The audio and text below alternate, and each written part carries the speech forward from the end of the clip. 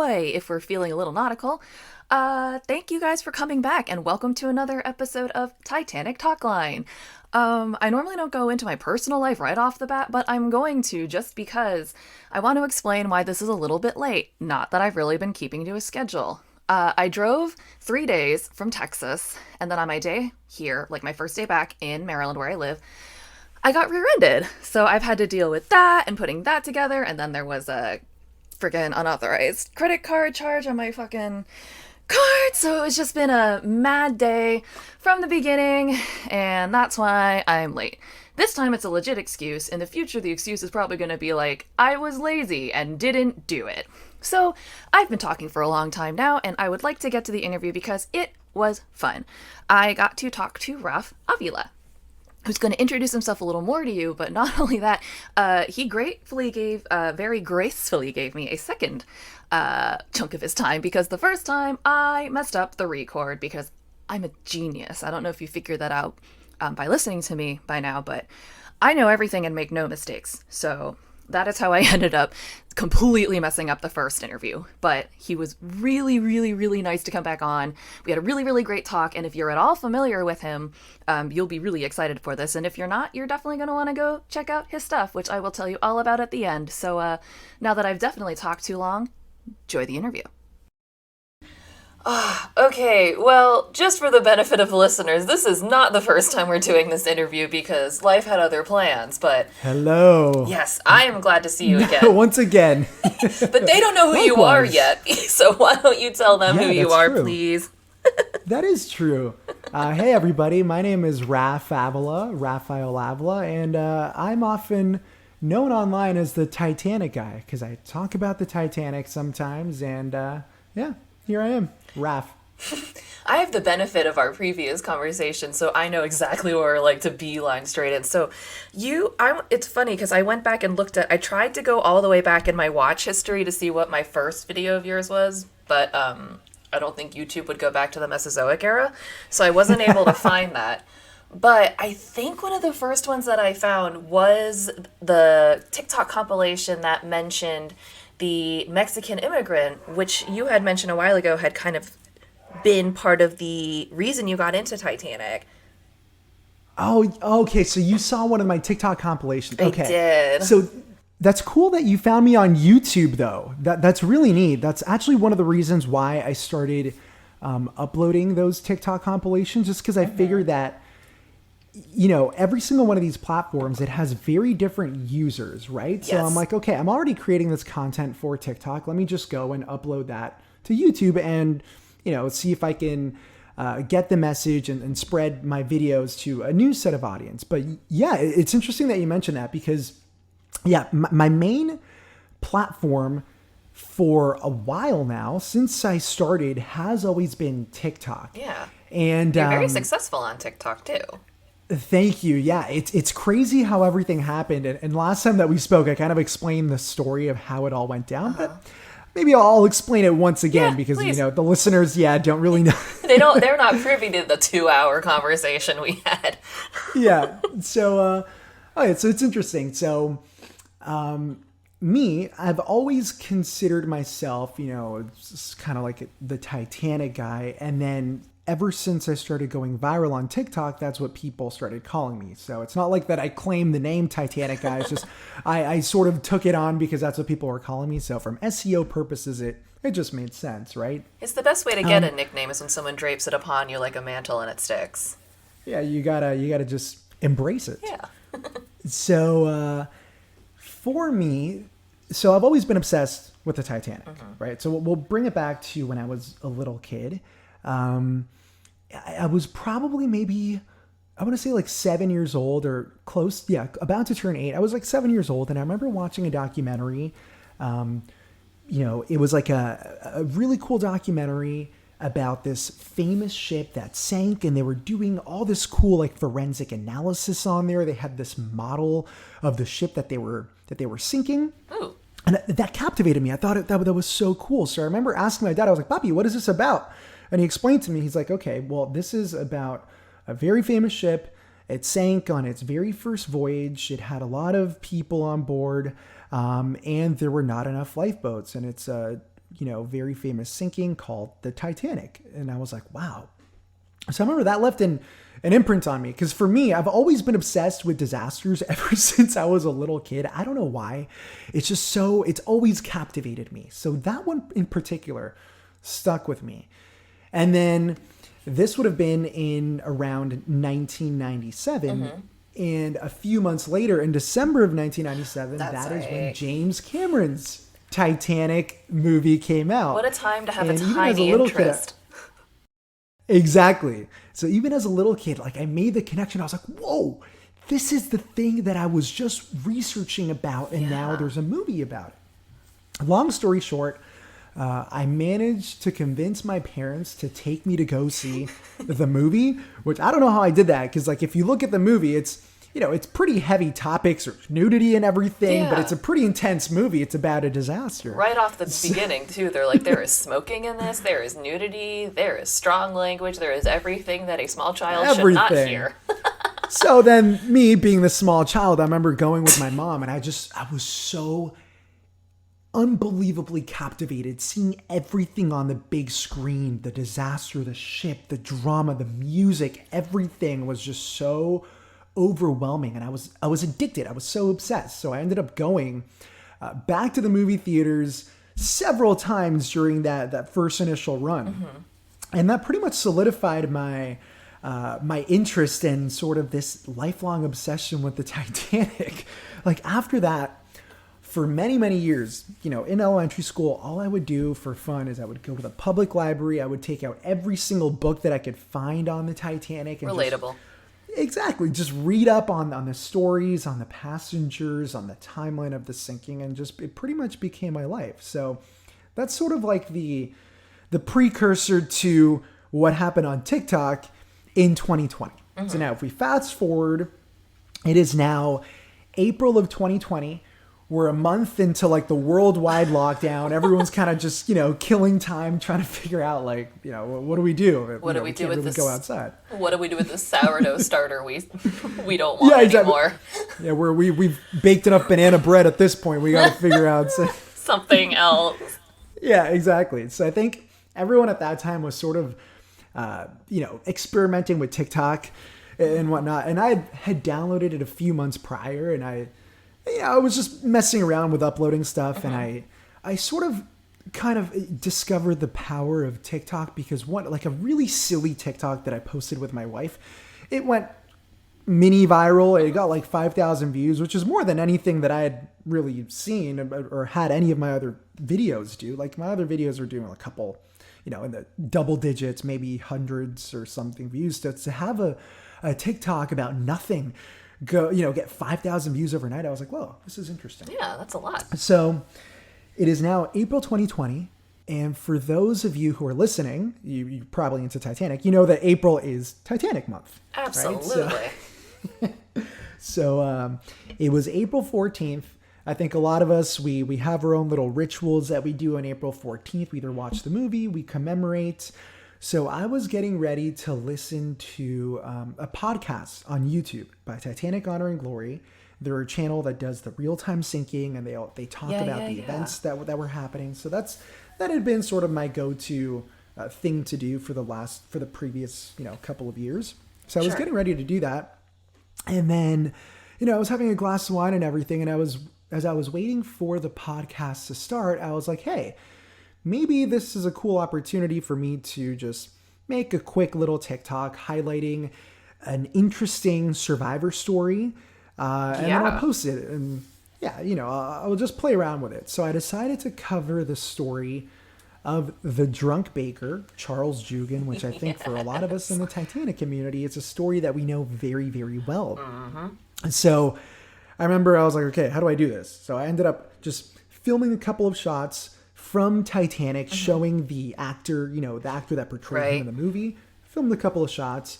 Then I saw that there was a voiceover feature on TikTok, so I decided to just do a voiceover, explain a little bit about the baker. And then so I explained it. I was like, hey, you see this guy? He actually, was a real passenger on the Titanic. This is a story. He got drunk, and then he ended up surviving. Right. Largely hours in the because water he was drunk. Yeah, exactly. So I made the TikTok. I was kind of fumbling around, and then I added some captions to kind of back up what I was saying. And then I posted it. So I posted the TikTok, and then I went back to my wine and started getting ready for the podcast. And that's when I noticed that that particular TikTok started getting some views. It went from like 10 views to 100 views to jump to 300 to 500 to 1,000. Wow. Very quickly in the span of like a minute. And I was like, whoa. And then all of these comments started pouring in at a rate that I had never experienced before. And I was like, holy crap, I think this is going viral right now. Nice. And then I saw it go from like 1,000 to 5,000 to 10,000. Like still to this day, I haven't had a viral video like that one. Like the rate that it was getting views was insane. Yeah. So I was like, whoa, this is crazy. So I kind of left my phone, and then, the podcast started. And then I did my whole Titanic night activities and whatnot. And then I went to bed. And then when I woke up the next day, that TikTok had nearly 2 million views. Wow.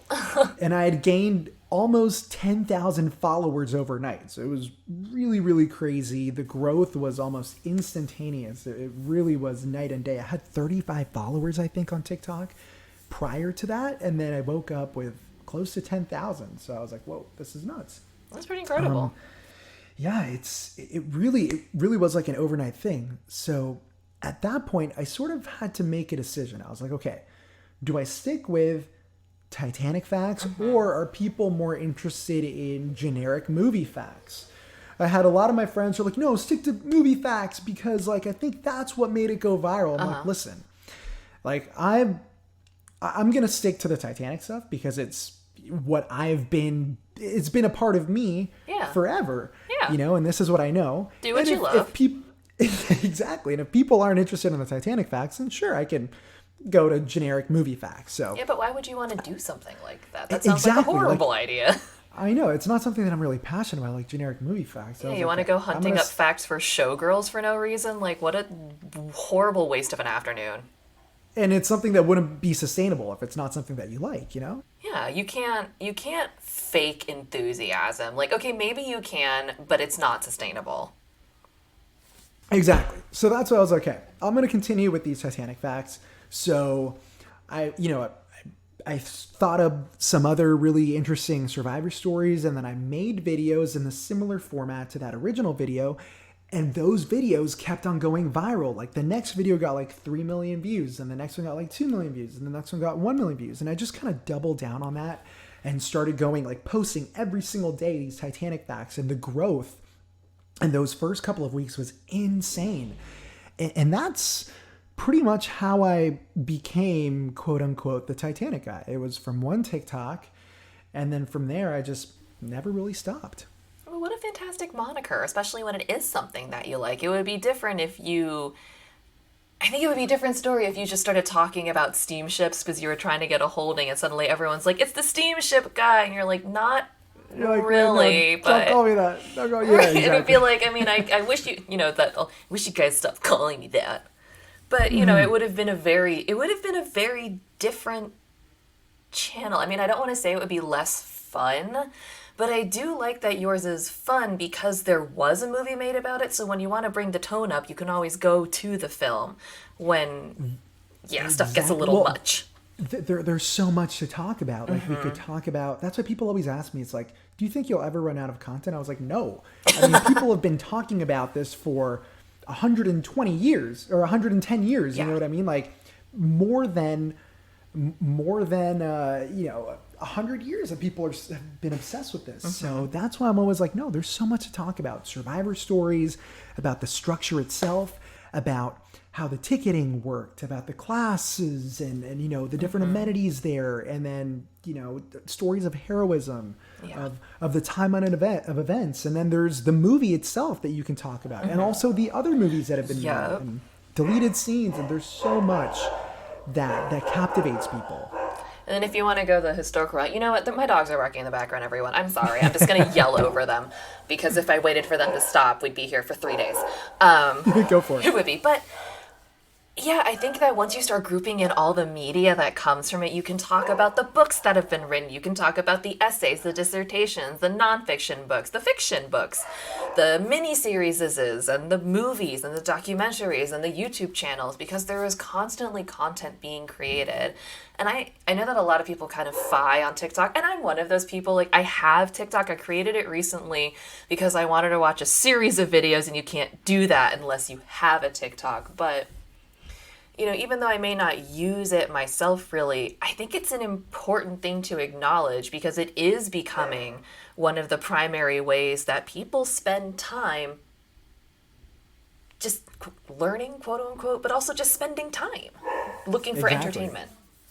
I think if you look at the stats, it's pretty astronomical the amount of time that people spend on this app. And I think the big reason why is because the algorithm was so different than any of the other social media platforms. The fact that the discoverability was so much better than, say, YouTube or Instagram. It allowed people to pretty much overnight get, a lot of influence and Yeah. be able to spread a video or message to many, many different people, which I think is sort of revolutionary. And now what you're noticing is that all those other sort of legacy social media platforms like the Instagrams and Facebook, pretty much one and the same, and YouTube, they've now switched their strategy to match TikTok. That's why you're seeing such a rise in shorts on YouTube and in reels on Instagram, right? Because they've seen the success of TikTok. It's so annoying.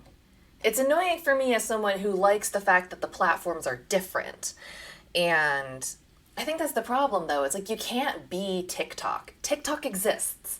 And it exists so well that, to go back to your algorithm thing, not to say it doesn't happen for other social media platforms, and I did no research on this, but I know that there are people who have already had to stage TikTok interventions with their children because of the Totally. amount of time they're spending on it. And I'm sure there have been Facebook interventions and Instagram interventions, but I think it's the frequency with which and the how young the kids are. I don't know how to really express this correctly, but just, It's addictive by design. It's crazy. yeah, and that's both the good and the bad thing, because if you're following good content, you'll just get more good content. But the problem is when you just veer a hard left into something bonkers.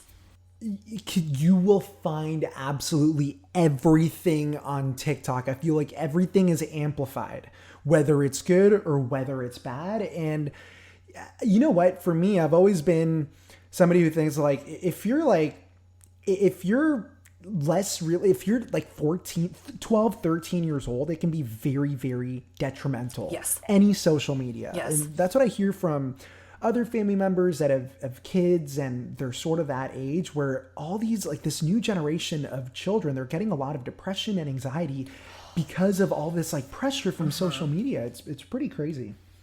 I have a friend who's a middle school teacher who very affectionately refers to her students as smolives, which I think is the A+ way to refer to children.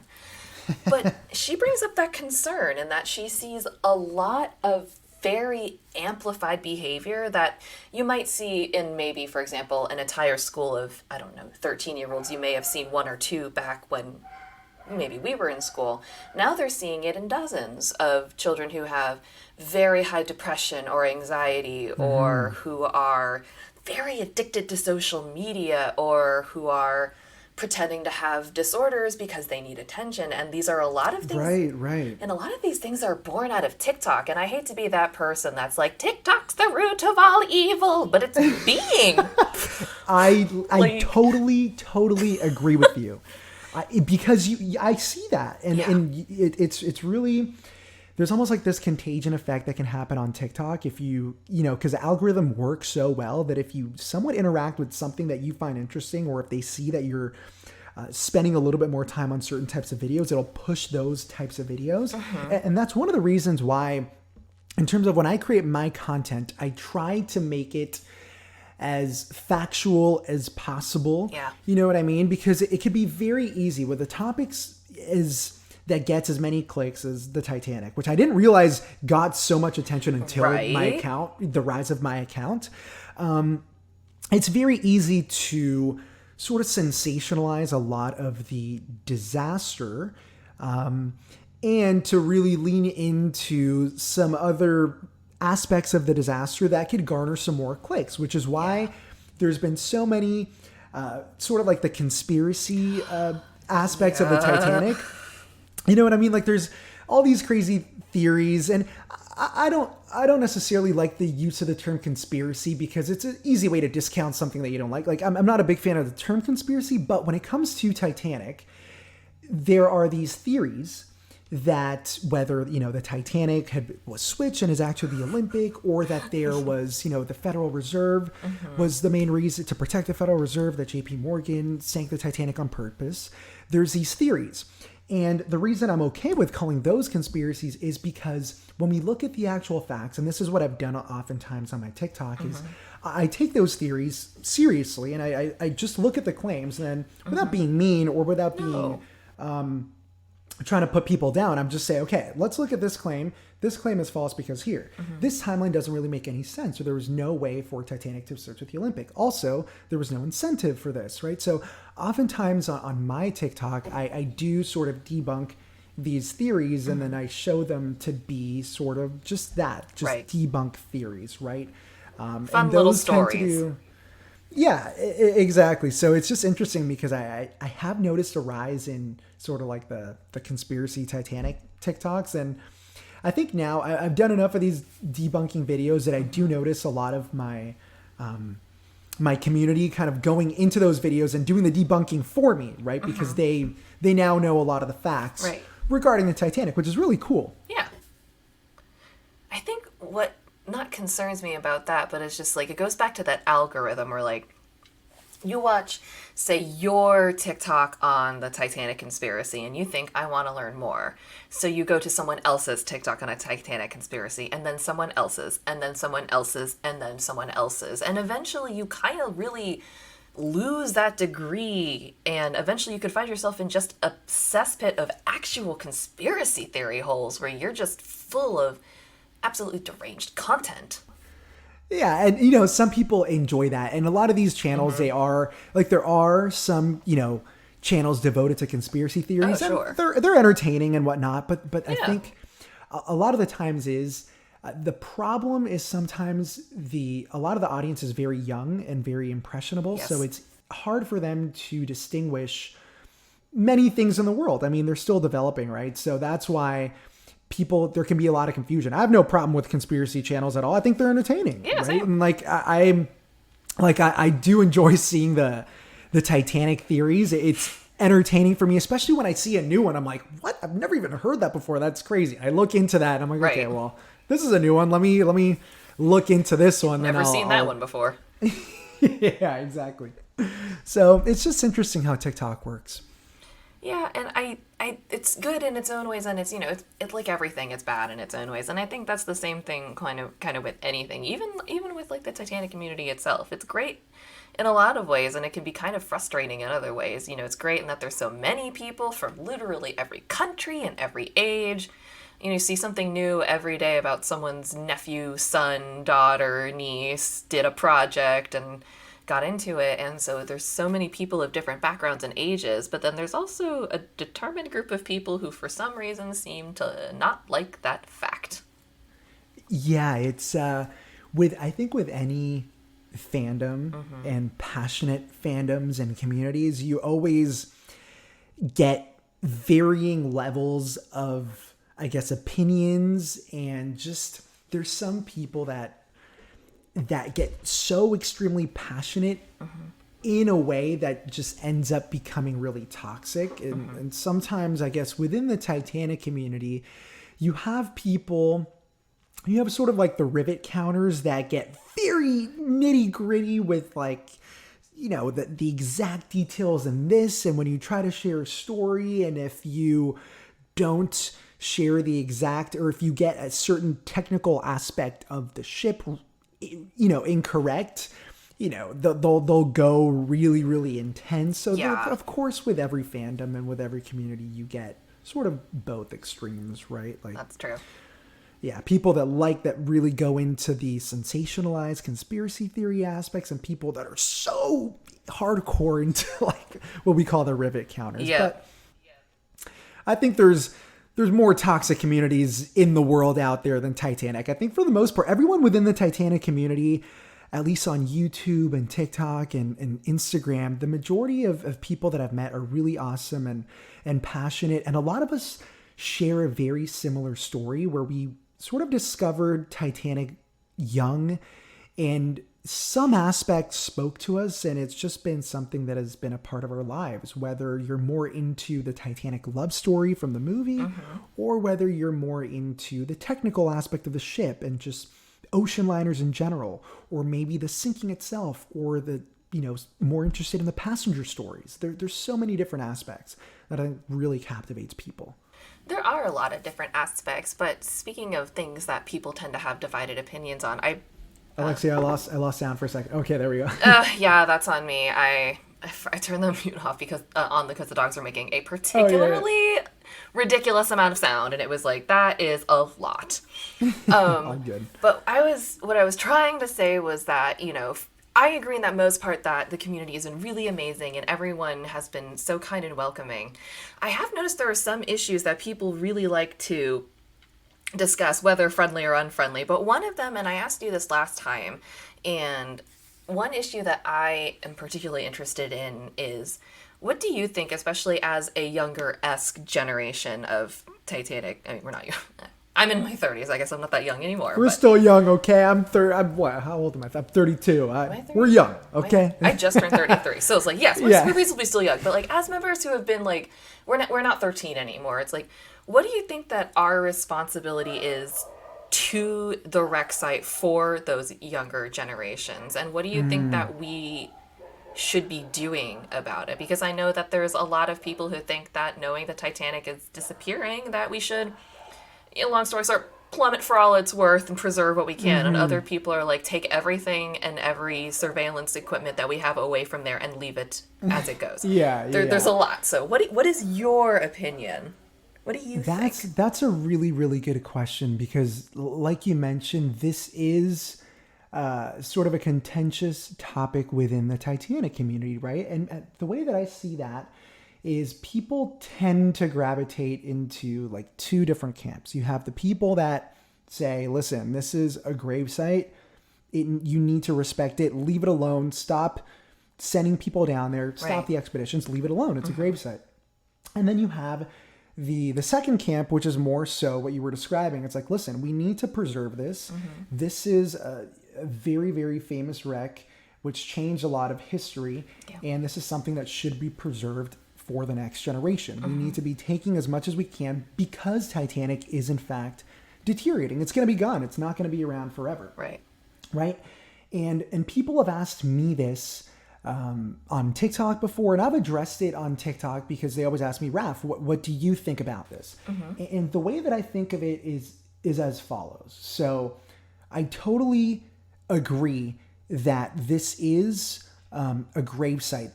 This was a very significant site, right? This is a place where real people died, where real people suffered, and this is their final resting place, right? This is some place that needs to be respected, right? But I've always said that from a historical standpoint, I've always been in favor of somewhat salvaging respectfully. Salvaging respectfully. And what I mean by that is I do want to be able to see, pieces of debris that were in the debris field and everything. I would like to see that in a museum rather than have it be eaten and remain unseen at the bottom of the ocean floor. That's fair. I've been to the Titanic Museum in Las Vegas. And for those that don't know, the Luxor Hotel is where the Titanic Museum in Vegas is. They're the museum, the exhibit that has the big piece. The big piece. So the big piece is an actual piece of Titanic's hull that came to a resting spot within the debris field during the breakup. It came apart. So it was basically just a huge slab of the hull that was on the bottom of the ocean floor. A couple decades ago, I want to say, I think in the late, maybe in the 2000s or so, it was recovered. And it ended up at the Titanic Museum. So now there's an actual piece of the hull of the Titanic in the museum. Right. Now, I've been to that museum, and I've seen that piece. And I think many people can relate that going in there, and as somebody who has, been interested in the Titanic his whole life, researched, looked at passenger stories, and I've gotten to know these people so well through all these stories, and just I feel like Titanic is a part of my life. Going in there and seeing a real piece of the real Titanic is something that I cannot even describe. It was so surreal and so incredibly moving, seeing the real Titanic, something that for 30 years, well, I think 25 years at the time, I had been a part of my life. Seeing it there, it truly was an unbelievable experience. And I think there is something very profound about seeing actual pieces of the Titanic, seeing China that was there, seeing the pieces of wood, wrenches, and then seeing the actual piece of the Titanic in front of your eyes. It really allows you to feel connected and to remember that this was an actual tragedy that happened to real people. It had such a significant impact, and it really was such a moving experience. So it makes me very sad to think that, eventually it's all just going to disappear. In my opinion, I take sort of a pragmatic approach that I'd rather see this debris, live in museums so that the next generation can get to know the story better. We've seen that this is a topic that probably will be, the interest will be around for many, many decades, if not, hundreds of years to come. It's been we're still interested in it today. So I think it'll be so much more valuable to have people see that in museums and to keep those passenger stories alive and the stories of bravery and everything just in a museum. Now, as I've said before in my TikTok videos, I'm absolutely against going in there with, the exhibitions, going in there and plundering stuff from the actual superstructure, disrupting the wreck that still stands today. I think it would just show an incredible amount of disrespect to go in there, start cutting in and breaking things apart. Let nature break it apart. And when that happens, then we'll see what we can do. But for the time being, I very much would rather the superstructure stay intact. Leave that and feel free to go and take that debris. I'd rather see it in a museum. That's why that's my definition of sort of salvage respectfully, And that's fair. I think that where I deviate slightly is that I think I'm a little bit more selective in what I think we should and shouldn't be taking. I think stuff that's branded with the White Star Line, that's up for grabs, because that didn't belong to anyone. That wasn't like Susie Mitchell's 5th generation wedding plate. No, that was second-class dining flatware. Yeah, exactly. I'm sure that for some people they were keeping them because they were, ooh, what a fun souvenir. But it wasn't anyone's life story in those things. So I think stuff like that we can collect. And like you said, pieces of, wood, or again, things that weren't someone's life. But I feel as though shoes or glasses. Yes, or trunks, luggage, things that were part of someone's life.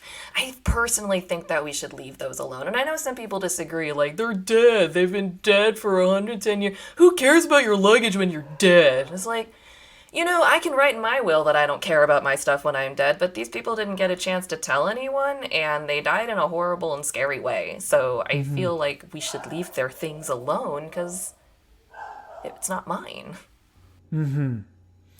Yeah, and see, I think that's where a lot of the debate is within the Titanic community, even within the camp that agrees with salvaging respectfully. Sure. It's like, sure. Is it a gravesite? Sure, it's a grave site. I also argue, and I think many other people argue, that it's also an accident site. I mean, accident sites need to be investigated and looked at. So That's fair. Yeah, and I agree. I agree with you with the structure of the wreck itself, because eventually it's going to collapse. Yeah. Yes. I don't know what one little beam in there is being held up by a barnacle and a prayer, but there's something in there. There's just.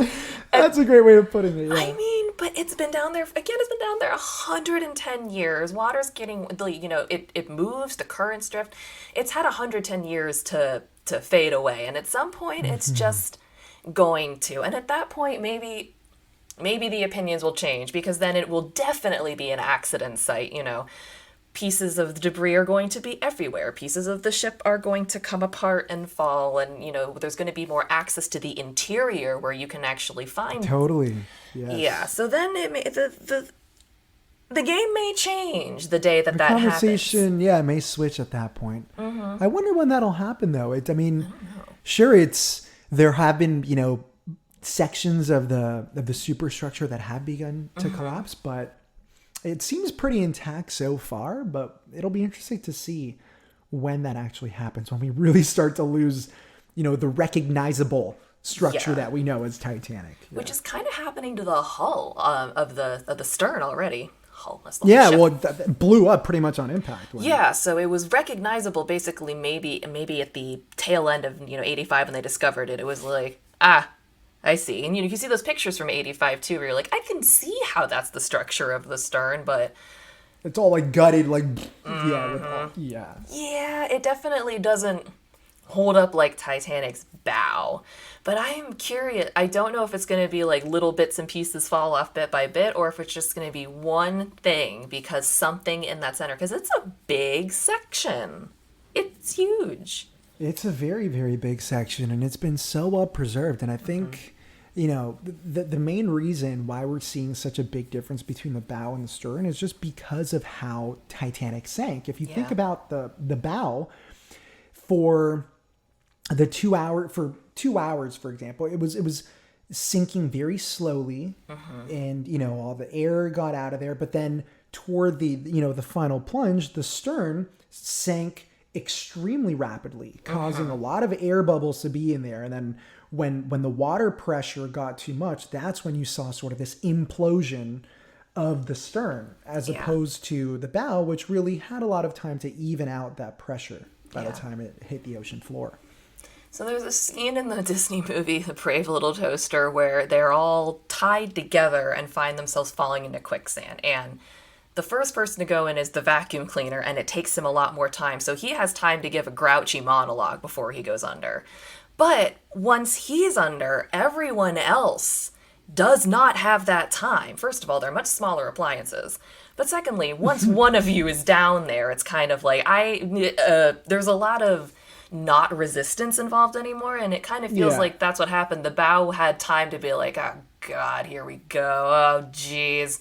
Exactly. Oh man. And the stern was just like, wait, what happened? Woke up and was like, oh God. We're going down. We're going out. Oh shit. Everyone just like, take cover. Oh wait, no, don't do that. Yeah, I mean, it were two really different speeds, and especially when you're dealing with things like, as you mentioned, air pockets and water. An air pocket in water is basically dynamite when it hits the floor. Exactly. It would have been an incredible amount of pressure going down. Yeah, and just, it's almost as though they say that's why divers have to release so much, air when they sink down. Otherwise, the very real risk of having your lungs explode exacerbates, because even coming up too, right? Yeah, it's a very real danger. And I'm not one of those people that's afraid of open ocean, but I dated someone who was, and I have a few friends who are, and I don't get it, but I understand how maybe if you had an experience where you almost drowned or something, you'd have that fear. But I can understand how, even if you're not afraid of water, how you could be made to be very afraid of water very quickly. Yeah. I think it's for a lot of people, it's sort of like the fear of the unknown and fear of what is underneath all that, and how incredibly massive the ocean is, and we don't know what's under there, and it's just dark, and it's I can definitely see how that's scary. Yeah, and then, you have the very real logic that they give me, which is, don't you like Titanic a lot? Didn't that, like, sink real bad? And it's like, it did. I see your point, especially because I've been on a cruise before, which the average cruise capacity is like double what the Titanic was holding at the time, too. So it's like, I've taken what seems like a bigger risk. And it's not like, it's always interesting because sure, we've advanced so much in the last 100 years, but the one thing that you can't really shield yourself against is ineptitude and people just not knowing. If you recall, in 2012, the Costa Concordia, that was crazy. Yeah, that was just, the. Can you remind me about that a little bit? Yeah, so basically what happened was in 2012, there was a big cruise. It was a cruise ship called the Costa Concordia. It was sailing out of Italy, and the captain was pretty much incompetent, and he was showing off to his girlfriend in the at the bridge, and he did what was called sort of a sail by salute, which was standard practice and everything. They just go by the coast and they do kind of like they sail by. Sure. But the captain, it's to kind of impress his girlfriend, went way closer than he should have, and essentially the Costa Concordia hit some rocks. It hit the rocks there, and then the ship immediately started sinking. Of course. I started taking on water. There was all this confusion. The management, they didn't really announce it right away. The captain ended up abandoning his ship, and the ship didn't sink completely because they were pretty much right there. It ran aground, essentially, yeah. But it did, the ship did capsize, and unfortunately, I want to say 35 people died, which is crazy. How can even one person die in a modern cruise ship? Yeah. You know what I mean? In a very similar way, like it's another modern ship hitting an inanimate object, resulting in death. It's pretty crazy that happened almost 100 years to the date, because I think it happened, I want to say January 13th. It was a Friday the 13th. Yeah, 2012. So almost exactly 100 years to Titanic. I know that I am not allowed to speak on behalf of all women, but I will just say that I have never been impressed by how close you can drive, sail, walk, skateboard, or run next to a dangerous thing. That is never appealing for me. Yeah, exactly. I wouldn't want to be on a ship where the guy's like, hey, babe, I'm going to get real close to those rocks. I'd be like, how about we get as far away from those as possible? Because that sounds like a horrible idea. Jeez. Yeah. It's absolutely insane. So dumb. His name was Captain Francesco Schettino, and he Yes, is now shame in him. jail. Yes, shame He's him. in jail currently. Yeah, Good. It's ridiculous. The stupidest move ever. Life Life isn't a Bond movie. I know. There's recordings of him. Pretty much, he had already abandoned ship, and the Coast Guard is basically ordering him. He's like, "Get back on your ship." He's like, "I can't," and he just refuses to go back on there and help his passengers who were still on the ship. There was people pretty much scaling the side of the ship. Once the ship had capsized, there was people scaling there. It was insane. And since it was in 2012, there was a lot of footage. Yeah. Of the rescue efforts. It was really, it was madness. For the benefit of the listeners, I had my face covered for about half that story out of just like sheer secondhand embarrassment of how people can act. There's a lot of interesting documentaries about the disaster. It's called the Costa Concordia disaster. This reminds me of the other disaster, which I was confusing it with, which was the Seawell Ferry disaster in 2014. Yes, I made a TikTok about that one, actually. I haven't seen that one yet. I'm going to have to go look for that now that I have TikTok.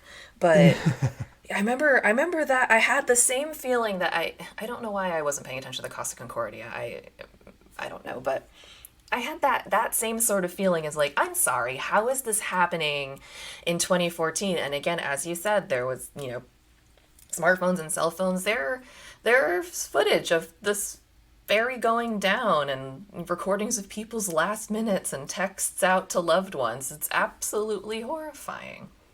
And for the listeners who aren't familiar with this, it was basically a ferry in Korea, and there were a bunch of high school students.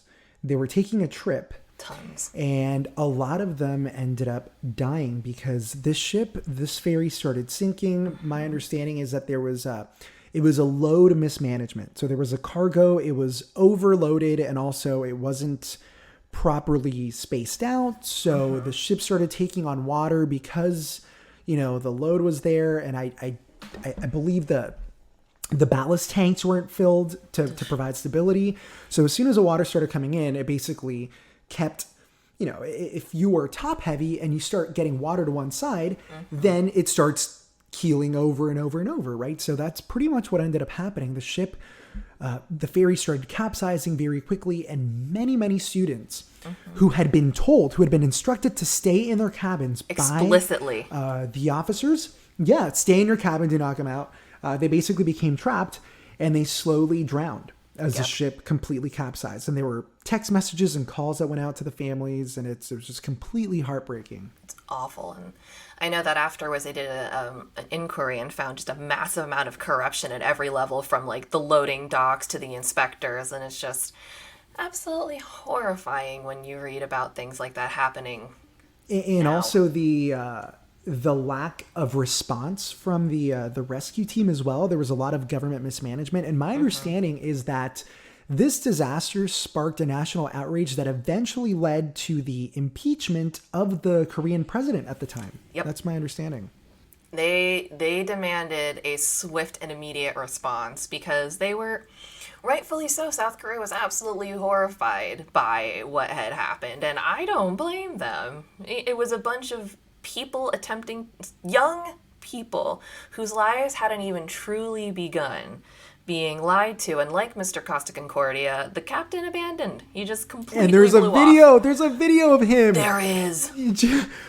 Abandoning ship. And he crazy. Looks like a little freaking coward as he does it too. Has like trouble getting over the railing. It's like, you idiot. Yeah, weak old man, just like jerk. Being pulled, let all the kids. Yeah, it's really, really crazy.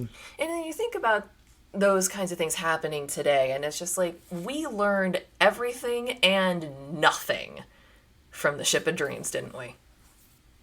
I know. And that's what I said. I mean, you can put in all these different safety checks and make sure that processes are in place, but you can never truly protect and guard yourself from incompetence, from human error as well, Exactly. And, we now have like GPS and laser location and all kinds of other things that I don't understand, but our technology is just way better. And back in 1912 is like, how do you think about how they charted their position. If you blinked the wrong way and moved your pencil, you're off by 3 miles. And that makes a big difference.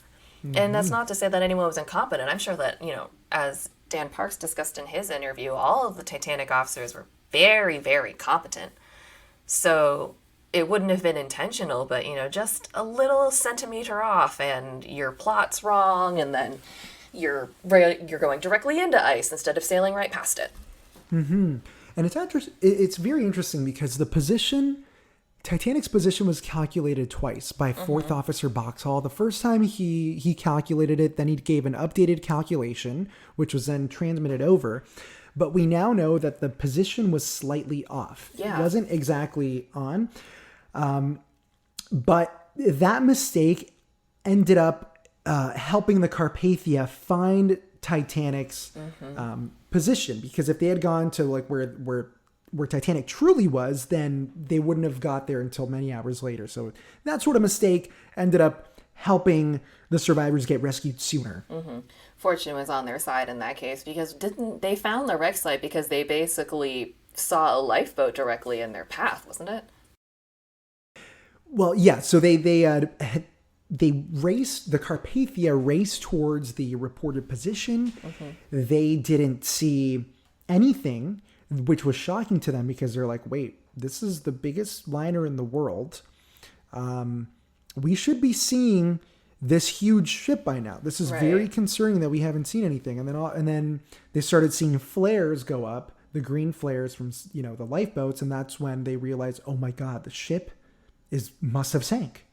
Must have completely sank. And that's as dawn, you know, as the sun rose up, that's when the lifeboats became visible. And that's when the rescue effort started.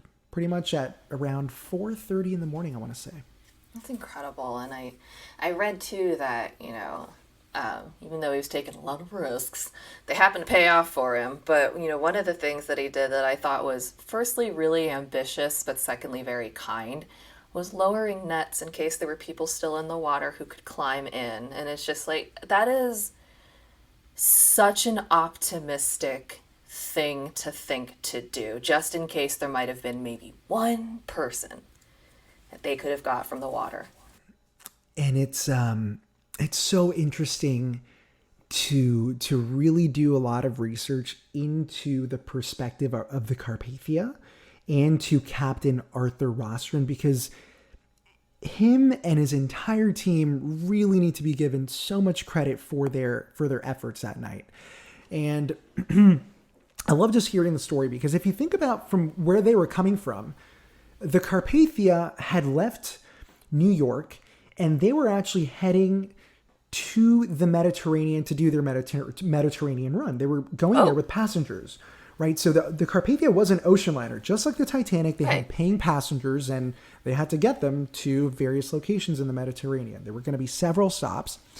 For some reason, I thought they kind of ran counter to the Titanic. I'd never even considered where they... They were going in the opposite direction. Yes. Okay. Because if you think Titanic was coming from Europe, from England, from Southampton, going to New York, and Carpathia was going from New York to that side. So they were going in opposite directions. So basically, Carpathia had already passed Titanic's location. They basically got the message in the middle of the night, like it was like 12:15 or so. And then, so the wireless operator on the Carpathia, his name was Harold Cottam. He was about to go to bed, but he just decided to listen in one last time. He was just, you know, while he was getting ready, he had his headphones in, and then he heard the distress signal. He listened in, and then he, you know, inquired a little bit more, and that's when Jack Phillips was saying, listen, we're sinking. This is our position, blah, blah, blah. And then he confirmed. He's like, are you sinking? He's like, yes. He immediately ran to the captain. He woke up Captain Arthur Rostron. Just barged in, kind of, you know, that's not something that you do. No, yeah. And he was like, listen, the Titanic is sinking. We need to go. The Titanic is in danger. They're sinking right now. Captain Rostron gets up and he's like, are you sure? And then Harold Cottam was like, yes. He's like, are you sure? He's like, yes. And with that, boom, immediately took action. He got his entire crew, woke everybody up. And then he essentially ordered the ship to be turned around and to immediately head to the position that was, you know, to Titanic's position. Full steam ahead. He had to act quickly. And he basically, you know, took every single precaution. He informed his engineers to divert all available steam in the ship to the engines. He wanted to push the ship as fast as the ship could go.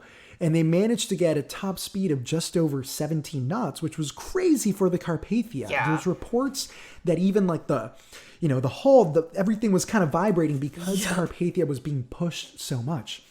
So all the preparation and the risk and the, you know, the courage really for them to just turn around in the middle of the night. They were also navigating through that same ice field, right? So they were taking a lot of risk to be able to provide that aid as soon as possible.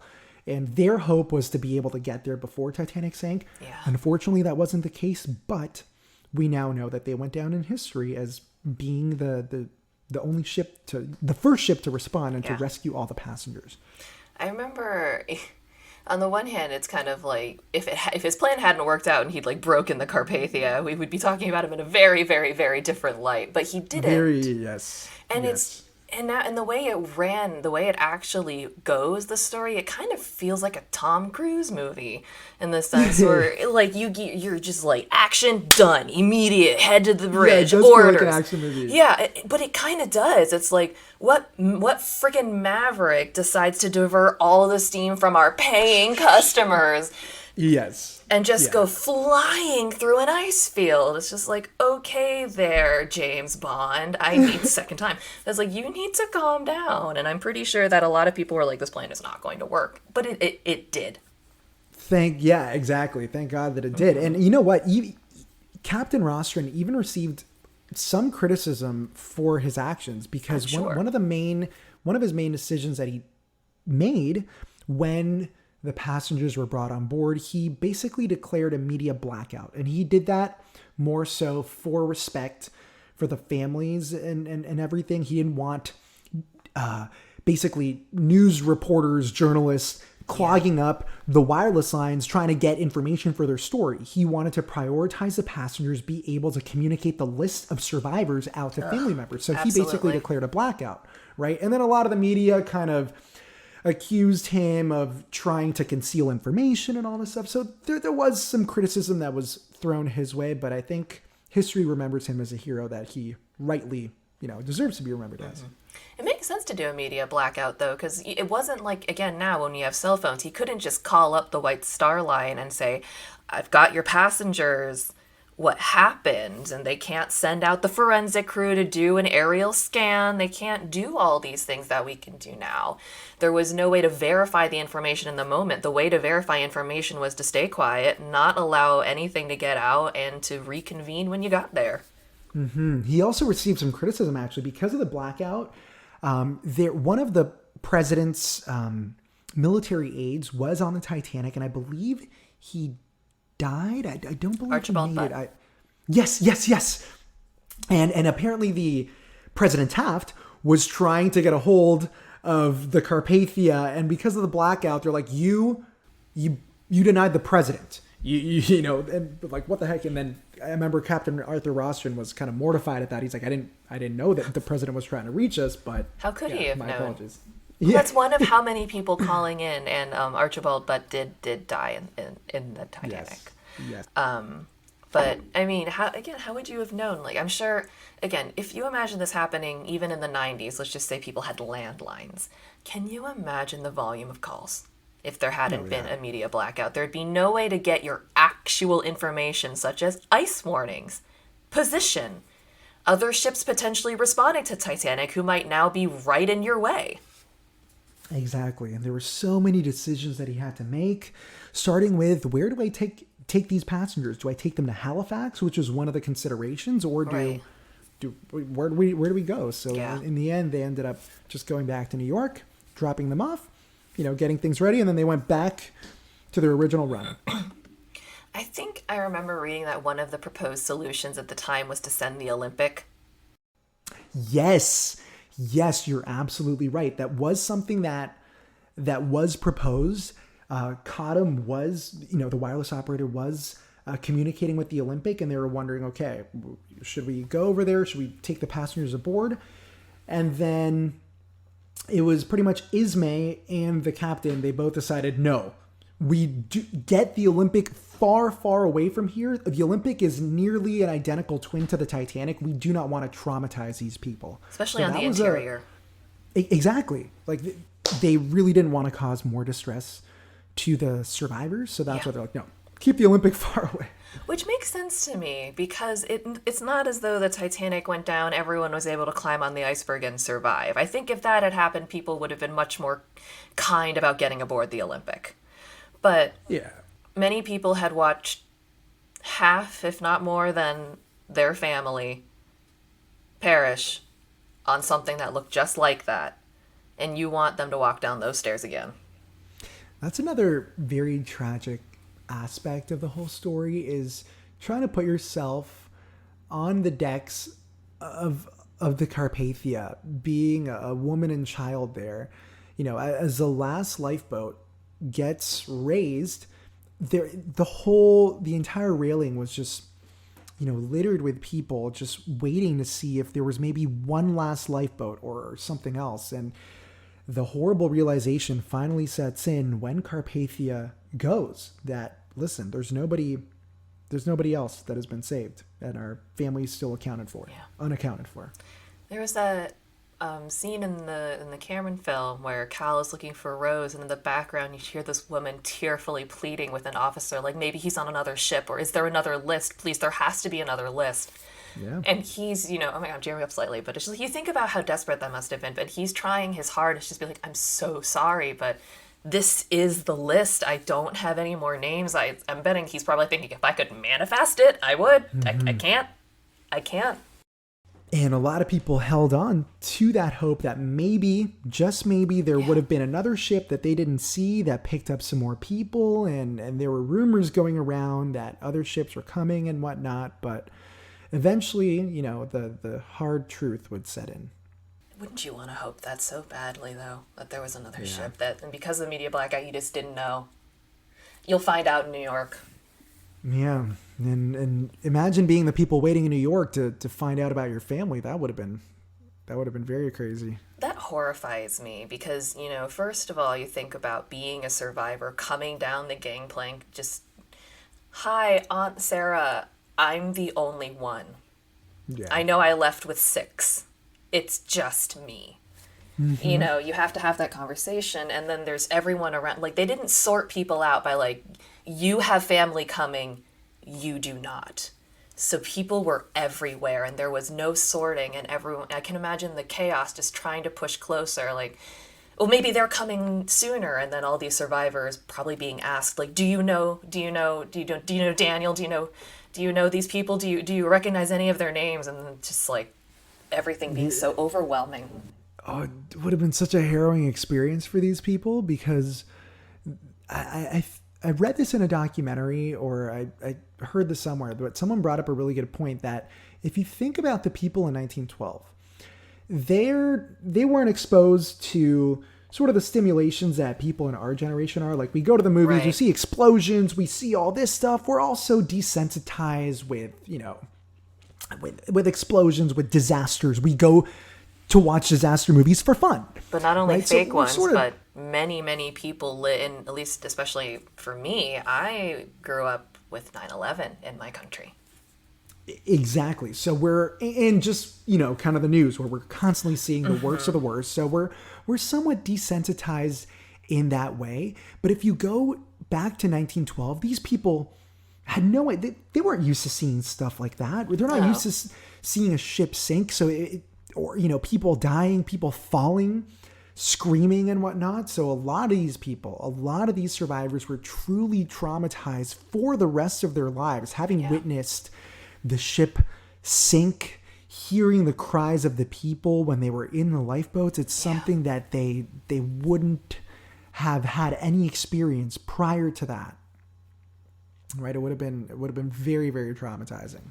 Yeah, and, in the same way that they had not been exposed to that, in terms of just attitudes at the time, they weren't thinking immediately, like, let's get these people, reunite with your family, and then as soon as you reunite with your family, get you something to eat, you're going to go to our grief counselor. Yeah, there's no concept of counseling right now. Right, exactly. It wasn't like, okay, PTSD wasn't a term. What is that? No, it was just like, oh, give them some more, insert chemical here and they'll be fine. But, like, there wasn't that whole, like, okay, and then in a week you're going to follow up with group therapy.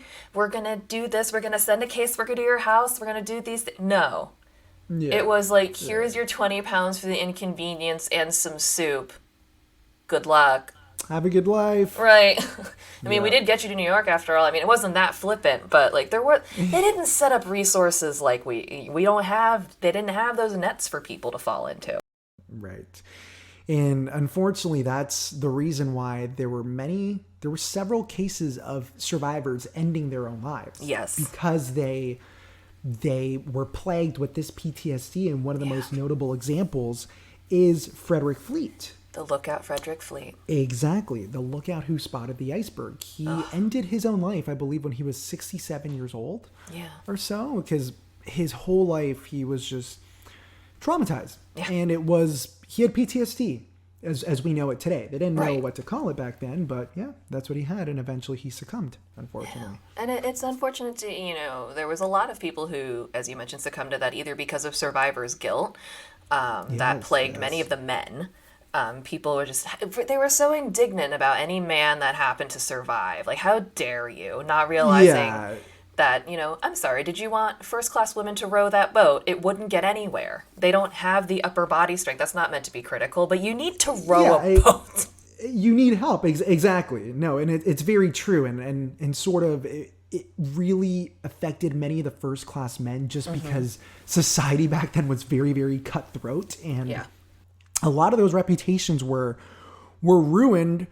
For example, Ismay, I really don't believe he was the villain that he was sort of painted out to be. And you hear a lot of the actions that he took. He really tried to help out. Sure, can it be called cowardly having escaped and, collapsible sea? You could call it that. You could also kind of try to empathize from like the human aspect, like everyone's natural instinct is to try to save yourself. Another individual is the Duff Gordons. Yep. Right? The Duff Gordons were accused of bribing people in their lifeboats from keeping other individuals from going on. Right. What actually ended up happening, they were in lifeboat number 1. It's been called, quote unquote, the millionaire's lifeboat. It was the millionaire's everything with this ship. Yeah.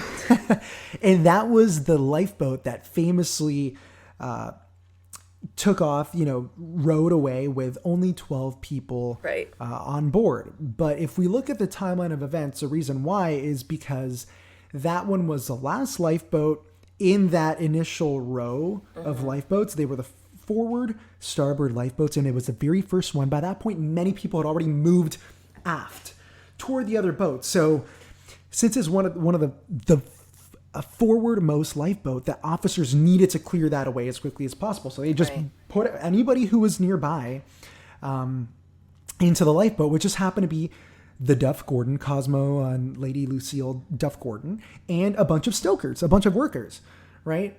And the maid as well. And what happened during the night is, I believe the maid and Lady Duff Gordon, they were kind of complaining like, oh my God, I lost like my nice fur coat, blah, blah, blah, blah, blah. And the workers like, hey, listen, lady, like, it sucks that you lost your nice stuff, but we don't get paid anymore. We lost our stoker kits. That was our life. That's how we make our livelihood. And if in the case of a disaster, we stop getting paid tonight.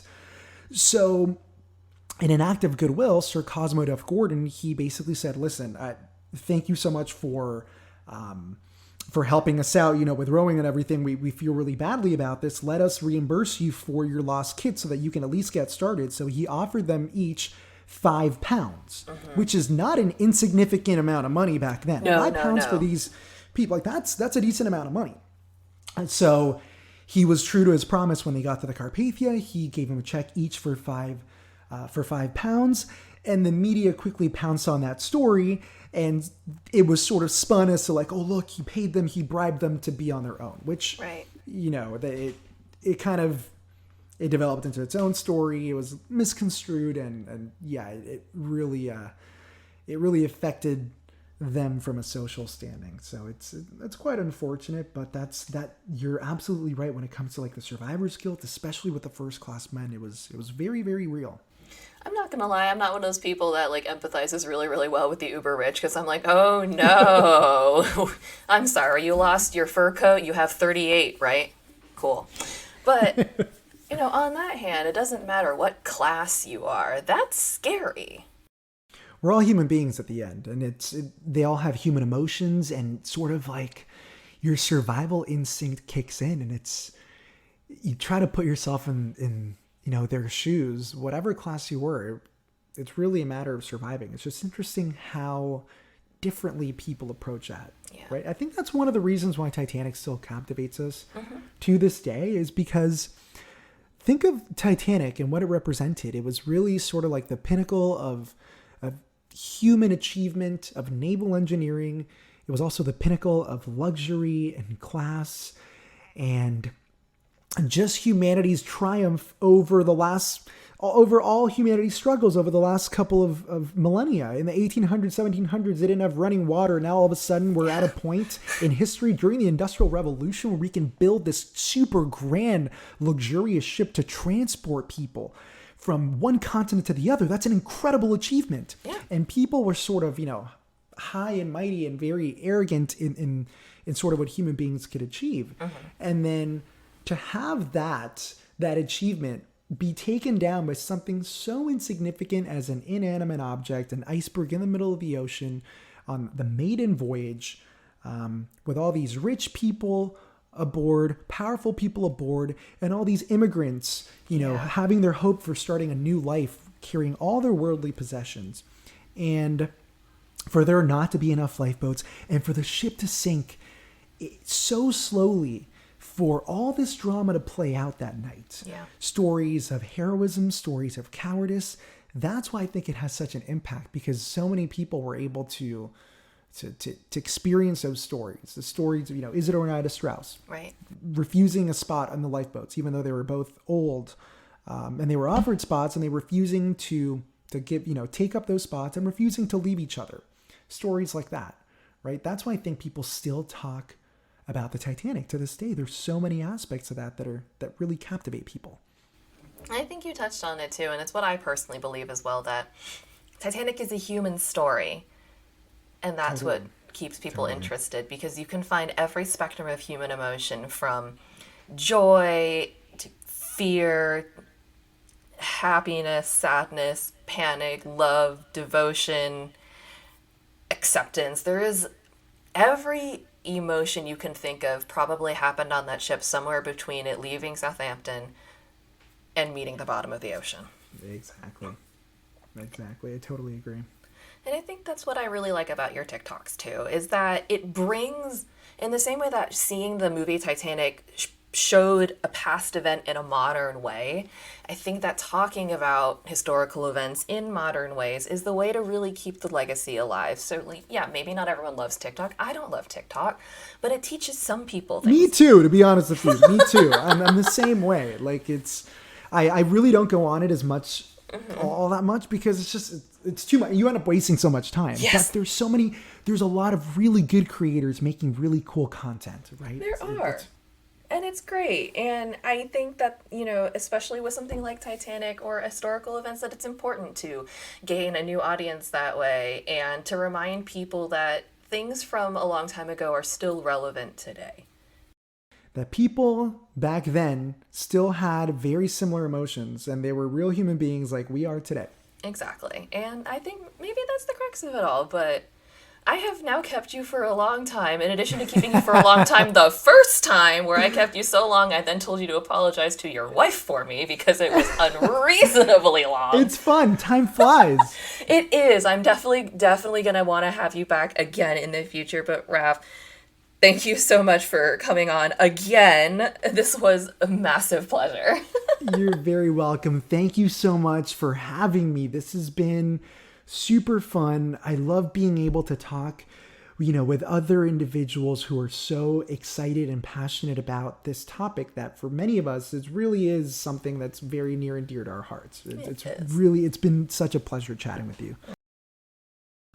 Guys, Raf was so much fun to talk to, and you should totally go and follow him on all of his things. If you want to follow Raf, aka the Titanic Guy, on TikTok, it is at Raf_Avila, and his first name is RAF, F like funny, and the last name is AV like Victoria, ILA.